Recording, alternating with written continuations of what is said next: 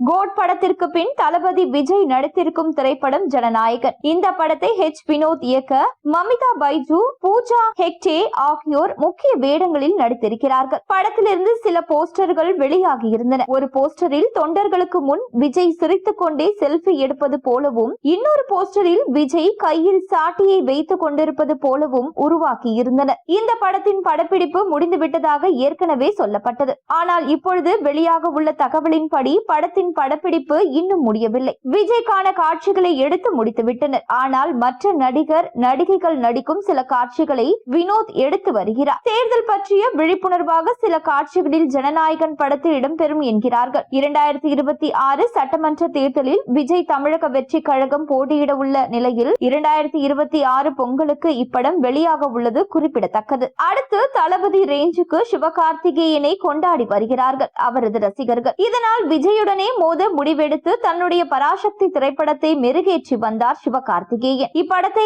அடுத்த ஆண்டு பொங்கல் பண்டிகைக்கு ஜனநாயகன் படத்துடன் வெளியிட திட்டமிட்டு இருந்தனர். ஏற்கனவே ஜனநாயகன் திரைப்படம் ஜனவரி 9 ரிலீஸ் ஆகும் என அறிவிக்கப்பட்டுவிட்டது. அது விஜயின் கடைசி படம் என்பதால் அதற்கு ரசிகர்கள் மத்தியில் மிகப்பெரிய அளவில் எதிர்பார்ப்பு உள்ளது. ஆனால் ஜனநாயகன் உடன் ஜனவரி 9 வெளியிட்டால் பராசக்தி பாக்ஸ் ஆபீஸில் சம அடி வாங்கும் என்பதை கருத்தில் கொண்டு தற்பொழுது அதன் ரிலீஸ் தேதியை சற்று தள்ளி வைத்துள்ளதாக தகவல்கள் வெளியாகியுள்ளது. அதன்படி ஜனநாயகன் படம் ரிலீஸ் ஆகி 3 நாட்களுக்கு பின்னர் பராசக்தி படத்தை திரைக்கு கொண்டு வர திட்டமிட்டுள்ளார்களாம். இது பற்றிய அறிவிப்பு விரைவில் வெளியாகும் என எதிர்பார்க்கப்படுகிறது.